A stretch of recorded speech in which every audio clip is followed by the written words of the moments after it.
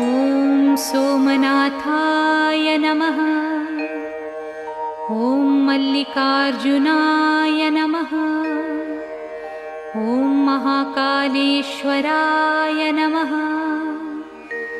ॐ ओंकारेश्वराय नमः। ॐ वैद्यनाथाय नमः। ॐ भीमशंकराय नमः। ॐ रामेश्वराय नमः। ॐ नागेश्वराय नमः। ॐ विश्वेश्वराय नमः। ॐ त्र्यंबकेश्वराय नमः। ॐ केदारेश्वराय नमः।